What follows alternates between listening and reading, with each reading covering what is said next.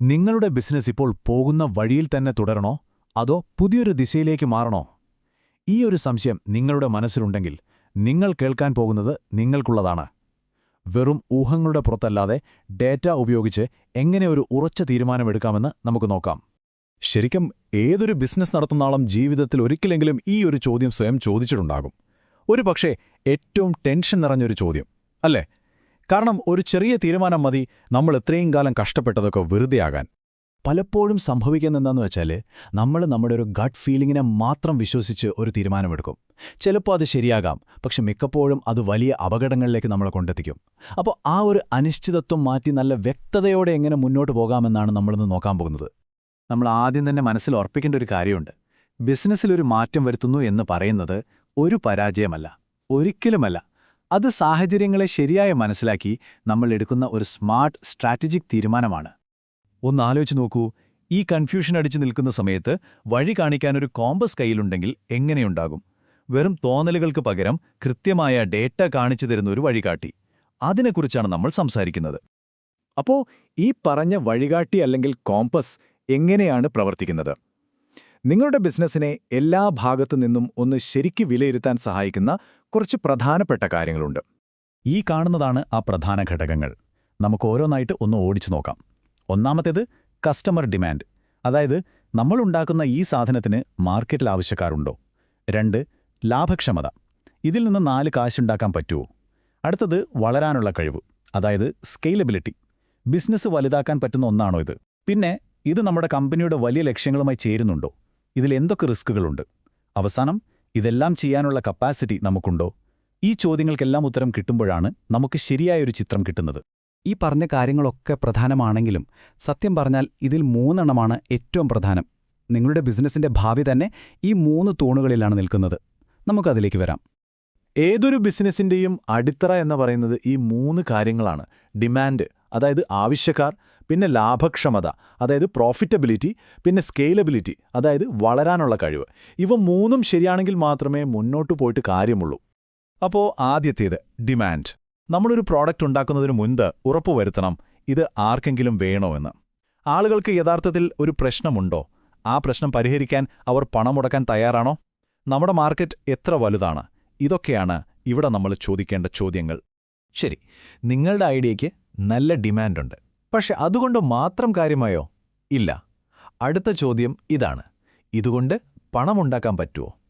കാരണം പണമുണ്ടാക്കാൻ പറ്റാത്തൊരു super idea അതൊരു ഹോബിയാണ്, ബിസിനസ്സല്ല. ഇവിടെയാണ് LTV/CAC അനുപാതം എന്ന ആശയം വരുന്നത്. പേര് കേട്ട് പേടിക്കേണ്ട, സംഭവം സിമ്പിളാണ്. LTV എന്ന് പറഞ്ഞാൽ ലൈഫ് ടൈം വാല്യൂ, CAC എന്ന് പറഞ്ഞാൽ കസ്റ്റമറെ കിട്ടാനുള്ള ചെലവ്. അതായത് ഒരു കസ്റ്റമറെ കിട്ടാൻ നിങ്ങൾ എത്ര രൂപ ചെലവാക്കുന്നു, ആ കസ്റ്റമർ ജീവിതകാലം കൊണ്ട് നിങ്ങൾക്ക് എത്ര രൂപ തിരിച്ചു തരുന്നു. ഇത് തമ്മിലുള്ള ഒരു കണക്കാണ്. ഈ സ്ലൈഡ് നോക്കൂ, സംഭവം വളരെ വ്യക്തമാണ്. നിങ്ങളുടെ LTV/CAC അനുപാതം 3ൽ കൂടുതലാണെങ്കിൽ നിങ്ങൾ സേഫാണ്. അതായത് 1 രൂപ മുടക്കി കസ്റ്റമറെ കൊണ്ടുവന്നാൽ അയാളിൽ നിന്ന് നിങ്ങൾക്ക് മിനിമം 3 രൂപയെങ്കിലും തിരികെ കിട്ടുന്നുണ്ട്. അതിൽ കുറവാണെങ്കിൽ നിങ്ങളുടെ ബിസിനസ് മോഡൽ അത്ര സുസ്ഥിരമല്ല എന്ന് വേണം കരുതാൻ. ഓക്കെ, അപ്പോൾ ആവശ്യക്കാരുണ്ട്, ബിസിനസ് ലാഭത്തിലുമാണ്. പക്ഷേ അതുകൊണ്ട് മതിയോ? അടുത്ത നിർണായകമായ ചോദ്യം ഇതാണ്: നിങ്ങളുടെ ബിസിനസ് നാളെ ഒരു 10 ഇരട്ടി വലുതായാൽ അതിനെ താങ്ങാനുള്ള ശേഷി നിങ്ങൾക്കുണ്ടോ?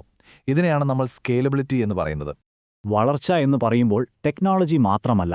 നാളെ കസ്റ്റമേഴ്സിന്റെ എണ്ണം കൂടിയാൽ നിങ്ങളുടെ ടീമിന് അത് കൈകാര്യം ചെയ്യാൻ പറ്റുമോ?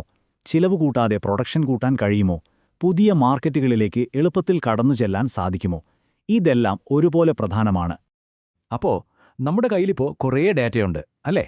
ഡിമാൻഡ്, ലാഭം, വളർച്ച, ഇങ്ങനെ കുറേ കാര്യങ്ങൾ. ഇനി ഇതെല്ലാം കൂടിവെച്ച് എങ്ങനെ ഒരു ഫൈനൽ തീരുമാനത്തിലേക്ക് എത്താം എന്ന് നോക്കാം. ഇതിന് വളരെ ലളിതമായ 3 സ്റ്റെപ്പുകളാണുള്ളത്. 1, നമ്മൾ ഇതുവരെ സംസാരിച്ച എല്ലാ കാര്യങ്ങളും നന്നായിട്ട് അനലൈസ് ചെയ്യുക. 2, ഓരോന്നിനും അതിന്റെ പ്രാധാന്യമനുസരിച്ച് ഒരു സ്കോർ കൊടുക്കുക. 3, ആ കിട്ടിയ ടോട്ടൽ സ്കോറിന്റെ അടിസ്ഥാനത്തിൽ ഒരു തീരുമാനമെടുക്കണം. പിന്മാറണോ, മെച്ചപ്പെടുത്തണോ, അതോ ഇത് തന്നെ തുടരണോ? ഈ സ്കോർ കൊടുക്കുന്നത് നമ്മുടെ തോന്നലുകൾക്കനുസരിച്ചാവരുത്. ഈ കാണുന്നതുപോലെ ഒരു വെയിറ്റ് സ്കോർ കാർഡ് ഉപയോഗിക്കാം.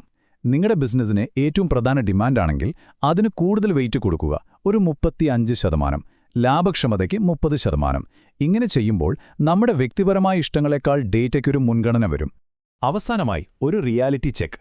എല്ലാം നല്ലതാണെന്ന് വിചാരിച്ചിരുന്നാൽ പോരല്ലോ. മുന്നോട്ടു പോകുമ്പോൾ എന്തൊക്കെ പണികൾ കിട്ടാൻ സാധ്യതയുണ്ട്? ഓരോ റിസ്ക്കും സംഭവിക്കാനുള്ള സാധ്യത എത്രയാണ്? ഇനി അഥവാ സംഭവിച്ചാൽ അത് ബിസിനസ്സിനെ എത്രത്തോളം ബാധിക്കും? ഇതിനെക്കുറിച്ചൊരു വ്യക്തമായ ധാരണയുണ്ടായിരിക്കണം. ഒരു കാര്യം ഓർക്കണം, ഈ ഒരു രീതി എന്തെങ്കിലും പ്രശ്നം വരുമ്പോൾ മാത്രം ചെയ്യേണ്ടതൊന്നല്ല. ഇതൊരു ശീലമാക്കണം. നിങ്ങളുടെ ബിസിനസ്സിന്റെ ഹെൽത്ത് എപ്പോഴും ചെക്ക് ചെയ്യാനും ശരിയായ ട്രാക്കിലാണോ പോകുന്നതെന്ന് ഉറപ്പുവരുത്താനും ഈ ഒരു ഫ്രെയിംവർക്ക് നിങ്ങളെ സഹായിക്കും. അപ്പോ അവസാനം നമ്മൾ സ്വയം ചോദിക്കേണ്ട കാതലായ ചോദ്യം ഇതാണ്: നമ്മുടെ കയ്യിലുള്ള ഡേറ്റ പറയുന്നത് ഒരു മാറ്റം അനിവാര്യമാണെന്നാണോ, അതോ ഇപ്പോൾ ചെയ്യുന്ന കാര്യത്തിൽ തന്നെ കൂടുതൽ ശ്രദ്ധിച്ച് മുന്നോട്ട് പോകാനാണോ? ഈ വിശകലനം ഇവിടെ നിർത്തുമ്പോൾ ഞാൻ നിങ്ങളോട് ഒരു ചോദ്യം ചോദിക്കുകയാണ്. നമ്മുടെ ഇന്ന് സംസാരിച്ച ഈ കാര്യങ്ങൾ വെച്ച് നോക്കുമ്പോൾ നിങ്ങളുടെ ബിസിനസ്സിൽ നിങ്ങൾ ഉടൻ തന്നെ ശ്രദ്ധ കൊടുക്കേണ്ട ആ ഒരൊറ്റ കാര്യം എന്താണ്? അത് ഡിമാൻഡാണോ, ലാഭക്ഷമതയാണോ, അതോ വളർച്ചയുടെ സാധ്യതകളാണോ? അതിനെക്കുറിച്ച് ചിന്തിക്കുക. ഡേറ്റയുടെ അടിസ്ഥാനത്തിൽ അടുത്ത ചുവട് വയ്ക്കുക. നന്ദി.